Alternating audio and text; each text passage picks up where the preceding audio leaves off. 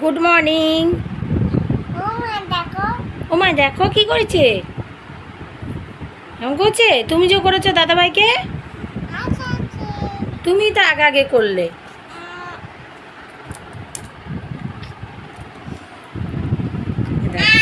ঘুম থেকে উঠে দুজন পাড়াপাড়ি করছে। ওমা বলো, আবার লেগেছে। ওঠো তাহলে, মা বিছানা গোছাবো। দেখো এটা দুজন মিলে মারামারি করছে।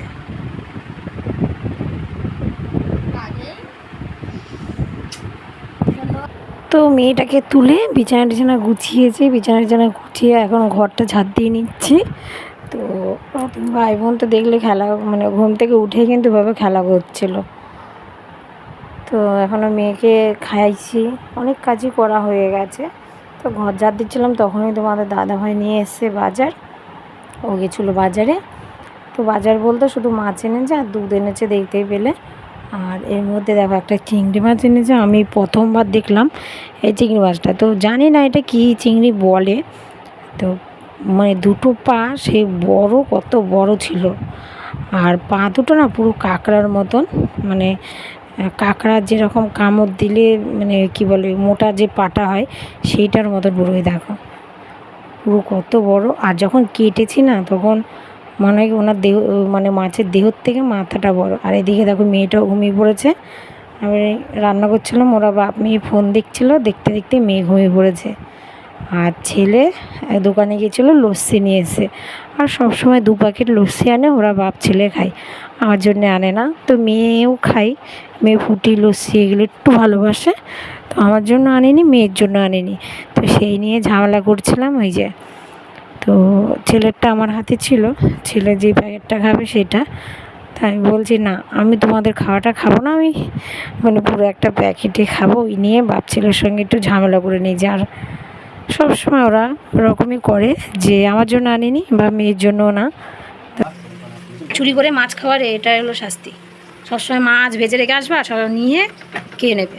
চুরি করে মাছ খাওয়ার শাস্তি। আমি খাবো না ওরকম, আর ওর খাবারটা আমি খাবো না। আমি খাবোই না, আমি খাবোই না। আমি খেলে একটা প্যাকেট পুরো খাবো। আমি খাবো না বলেছি, কিন্তু আমি, আমাকে দিলে আমি খাবো না। তো হ্যাঁ, এই দেখো আমি এদিকে রান্না বসিয়ে দিয়েছি, রান্না করছি সব কিছু ভাজা আর মাছের তরকারি। তো রান্না টান্না করে এখন আমি ভাতও খেতে বসে গেছি। ভাত খাচ্ছি, মাছের ডিম, বেগুন ভাজা, পটল ভাজা, উচ্ছে ভাজা আর আলু ভাজা ছিল। তো আর পটল দিয়ে আলু দিয়ে মাছের ঝোল করেছি। বেশ অনেক দিনের ইচ্ছে ছিল যে একটু পটল দিয়ে আলু দিয়ে মাছের ঝোল করবো একটু সুন্দর করে। তো যাই হোক আজকে করেছি। তো মাছের তরকারিটা খাবো দুপুরবেলায়। তো এখন ওই কটা ভাত খেয়ে নিলাম, খেয়ে দিয়ে চলে এসেছি রান্নাঘরে গ্যাস মুছতে। তো গ্যাস ট্যাস মুছে বাসন টাসন মেজে সব রেখে দিয়েছি। তারপরে বোতলে জল ভরছি। হ্যাঁ, আমার অনেকগুলো বোতল আছে, সব বোতলে জল ভরে রাখতে হয়, না ভরলে সব রাগারাগি করে। আর আমাদের বাড়ির বউরা তো সব করতেই হবে বলো। তো এবার নিচে কিন্তু জলটা পড়ে যাচ্ছে না, নিচে মগ আছে, কিন্তু মগে ভরছি, বোতলে ভরছি, যেভাবে তাড়াতাড়ি হয় সেভাবে চেষ্টা করি কাজ করার। তো তারপরে জামা কাপড় কেচে ছাদে চলে এসেছি। আজকে একটু তাড়াতাড়ি কেচে নিলাম, এখনও স্নান হয়নি। যে আগে ভাবলাম কি তাড়াতাড়ি কেচে নিই, এখনও ঘরও মুছিনি। আর পাশের বাড়ি বৌদির সঙ্গে কিন্তু গল্প করছিলাম। গল্প করতে করতেই জামা কাপড় মেলা হয়ে গেছে। আর এদিকে মেয়ে দেখছি কার্টুন দেখছে, আর দেখো কীভাবে শুয়ে আছে। তো আমি এদিকে ঘরটা মুছে নিচ্ছি। সব খাওয়া হয়ে গেছে।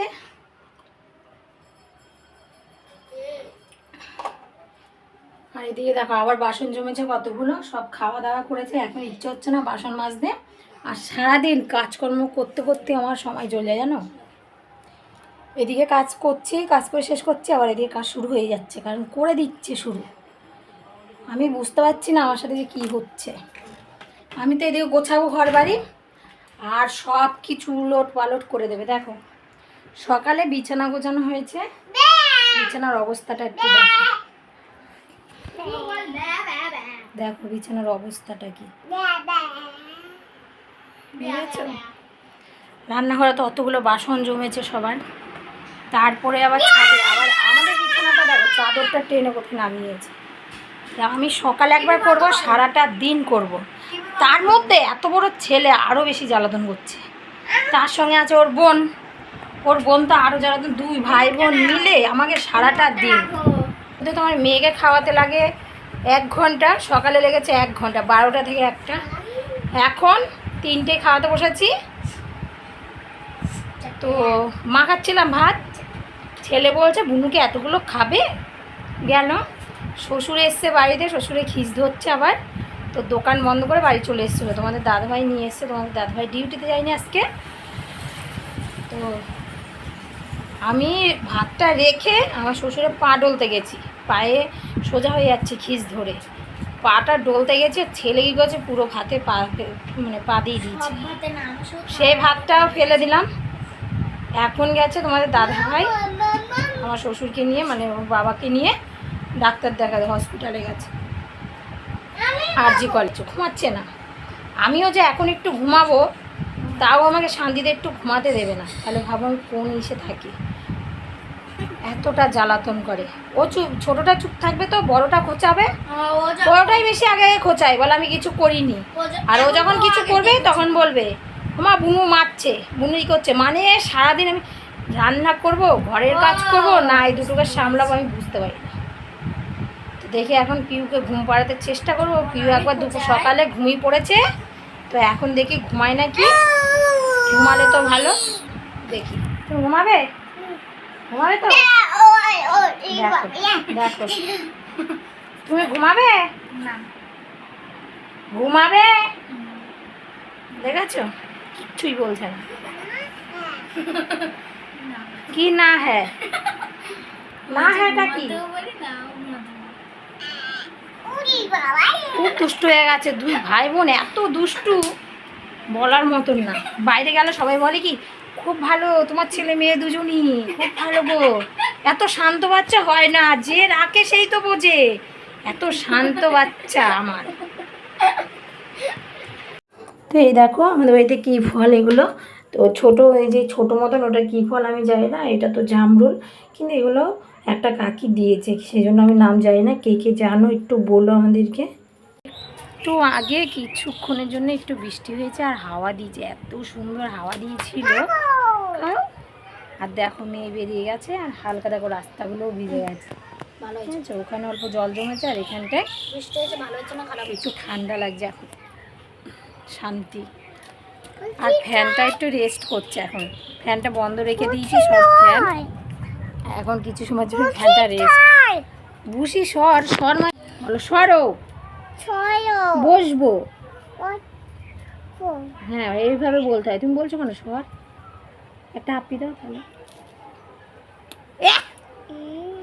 ছি ছি ছি ছি, বাজিয়ে নিয়ে।